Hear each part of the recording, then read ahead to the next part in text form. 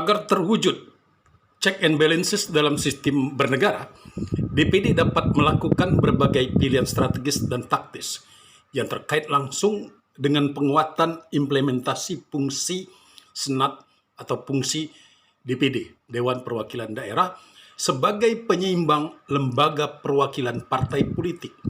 Lembaga perwakilan politik yaitu DPR. Para senator anggota DPD RI sebaiknya menghindari pilihan politik untuk merubah dan mengeluarkan posisi konstitusionalitas DPD sebagaimana diatur di dalam Undang-Undang Dasar 1945. DPD adalah lembaga tinggi negara. Menjadikan DPD sebagai lembaga tinggi negara digeser menjadi praksi utusan daerah setingkat dengan praksi partai politik adalah pikiran mundur, mendegradasi posisi lembaga tinggi negara setingkat praksi partai politik di MPR.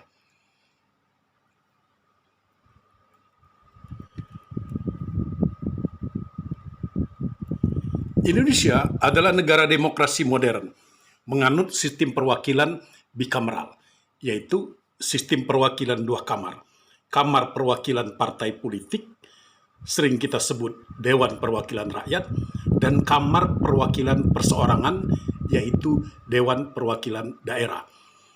Filosofi sistem lembaga perwakilan dua kamar atau bikameral ini sesungguhnya untuk menjaga dan atau menciptakan check and balances dalam mengagregasi kepentingan rakyat.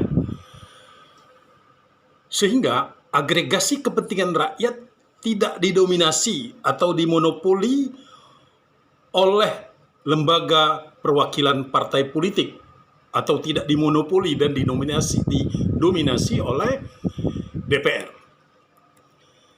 Genealogi lembaga perwakilan DPD merupakan lembaga perwakilan perorangan sebagai penyeimbang agregasi kepentingan rakyat yang diwakili oleh perorangan. Nah, yang kita sebut sebagai senator atau anggota senat.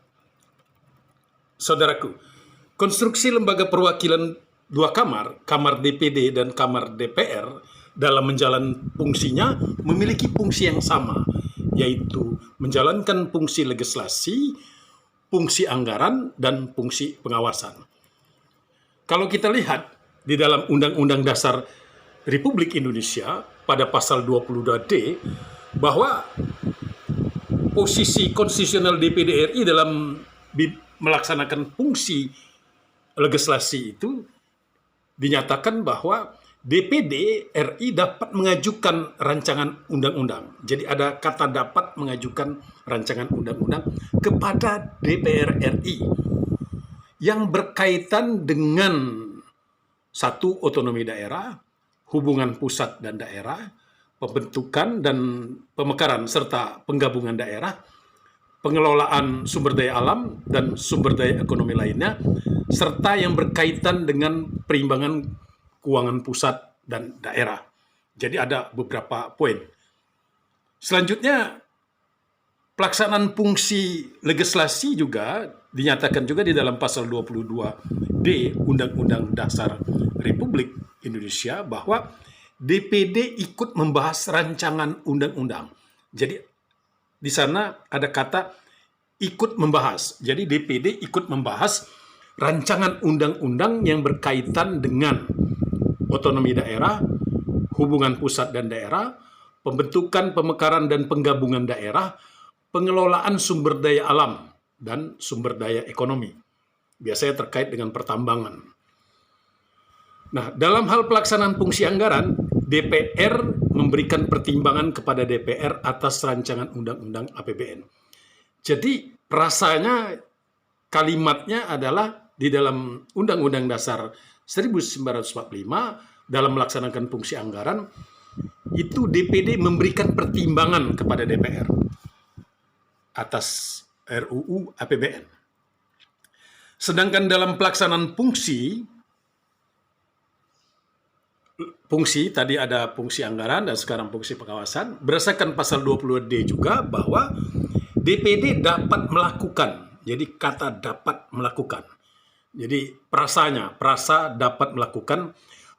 Jadi DPD dapat melakukan pengawasan atas pelaksanaan undang-undang mengenai otonomi daerah, pembentukan, pemekaran dan penggabungan daerah, hubungan pusat dan daerah, pengelolaan sumber daya alam, dan sumber daya ekonomi lainnya.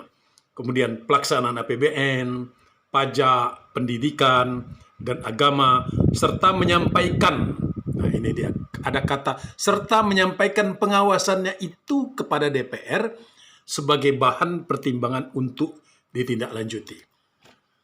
Saudaraku, kalau kita kaji secara lebih mendalam, secara filosofi, dan kita lihat bentuk tafsirnya, perasa dapat mengajukan, perasa ikut membahas, dan perasa memberikan pertimbangan, sebagaimana tertuang di dalam Undang-Undang Dasar yang mengatur tentang fungsi dari DPD, itu merupakan landasan yang kuat bagi DPD untuk melaksanakan fungsi legislasi, fungsi anggaran, dan fungsi pengawasan. Jadi legal standing-nya sebenarnya cukup kuat.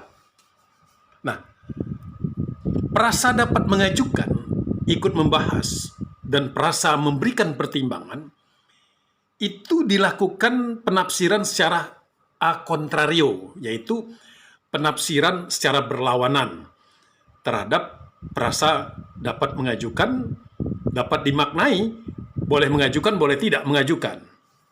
Jadi tafsirnya adalah DPD dapat mengajukan, dapat dimaknai, boleh mengajukan, boleh tidak.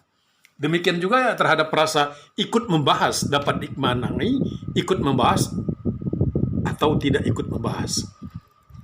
Nah, problematiknya adalah ketika DPD berkehendak melaksanakan ketentuan, dapat mengajukan, ikut membahas, dan memberikan pertimbangan, seharusnya dimaknai dan disikapi secara filosofis imperatif kategoris. Jadi pendekatan filosofinya begini. Ketika DPD berkehendak melaksanakan perintah konstitusional tersebut, maka secara yuridis formal ketentuan tersebut langsung mengikat subjek hukum lainnya untuk mematuhi ketentuan tersebut. Nah, agar tidak terjadi ambiguitas terhadap perasa dapat mengajukan, ikut membahas, dan memberikan pertimbangan, maka diperlukan pengaturan yang lebih operasional sebagai landasan yang bersifat mengikat dan menjadi keharusan bagi DPD dan semua subjek hukum tanpa terkecuali. Karena tafsir atau makna dari dapat mengajukan, ikut membahas, dan memberikan pertimbangan ini sangat ambigu. Jadi perlu keberanian politik dari DPD untuk mendesakkan posisi konstitusionalitasnya itu, bahwa ini harus diterjemahkan sebagai untuk menjadi landasan operasional ketika DPD akan melaksanakan hal tersebut. Nah, oleh karena itu ketika DPD mengajukan rancangan undang-undang kepada DPR dan ikut membahas rancangan undang-undang, DPD memiliki hak dan kewajiban, kedudukan dan perlakuan yang sama dan setara dengan DPR dalam pembahasan rancangan undang-undang di semua tingkatan.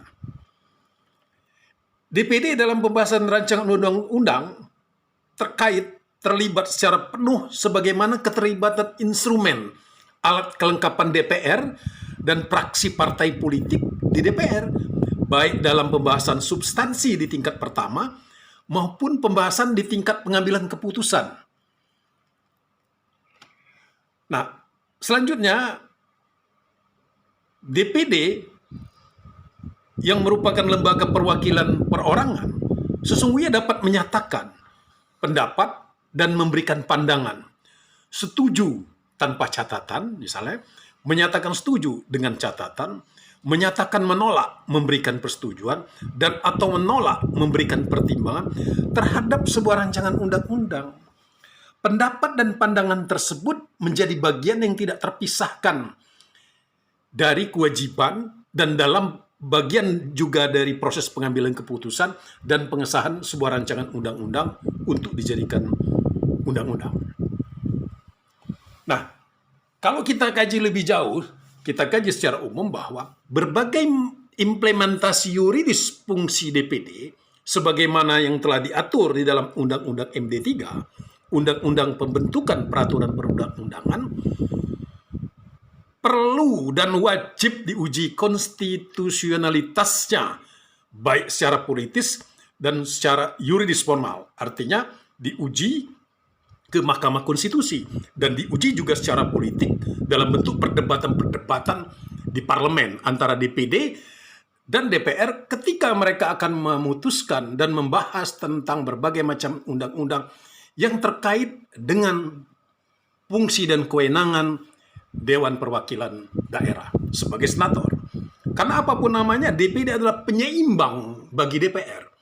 Oleh karena itu, kenapa kita perlu lakukan uji konstitusionalitas baik secara politis maupun secara juridis?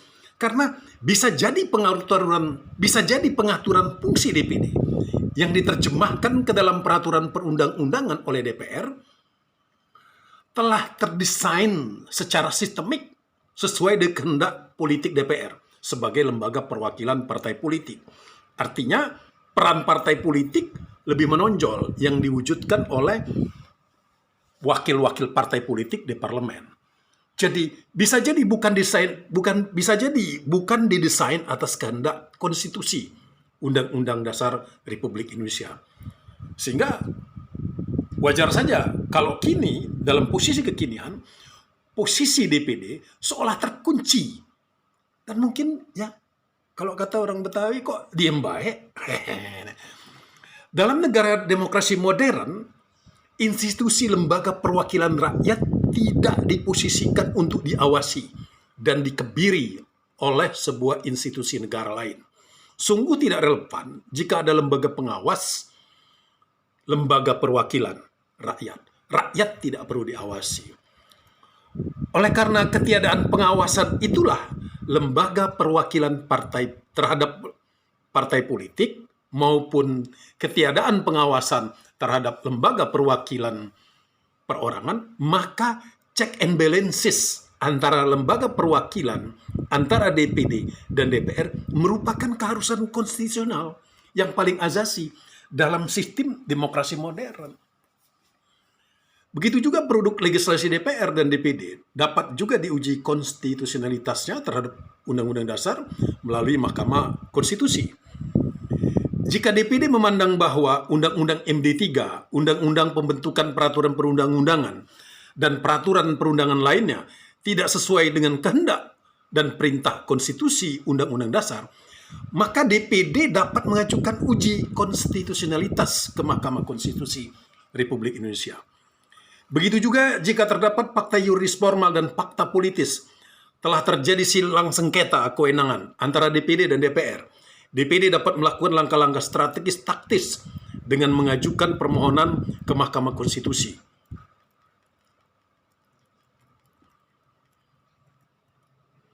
Mengajukan permohonan ke Mahkamah Konstitusi untuk memutus dan menyelesaikan sengketa kewenangan antara DPD dan DPR. Selanjutnya, DPD sebenarnya bisa mengajukan amandemen terbatas terhadap Undang-Undang Dasar 45, misalnya dengan melakukan penambahan pada pasal 22, penambahan satu ayat, dengan menambahkan frasa dibahas bahwa produk undang-undang harus dibahas oleh DPR, Presiden, dan DPD untuk mendapat persetujuan bersama. Jadi lebih menegaskan. Demikian juga DPD bisa juga mengajukan amandemen terbatas manakala terjadi penerbitan Perpu, peraturan pemerintah pengganti undang-undang. Jadi, agar terwujud check and balances dalam sistem bernegara, DPD dapat melakukan berbagai macam pilihan strategis dan pilihan taktis yang terkait langsung dengan penguatan implementasi fungsi DPD sebagai penyeimbang DPR. DPD sebaiknya menghindari pilihan politik untuk merubah posisi konstitusionalitasnya, di mana DPD apapun namanya adalah lembaga tinggi negara. Sangat tidak mungkin mendegradasi dan menggeser lembaga tinggi negara DPD menjadi lembaga tingkat praksi. Dan keinginan untuk menjadikan praksi DPD ini menjadi salah satu praksi utusan daerah itu mulai mengemuka. Nah, oleh karena itu DPD sebaiknya menghindari wacana mendegradasi posisi konstitusionalitas lembaga tinggi negara Dewan Perwakilan Daerah. Semoga saja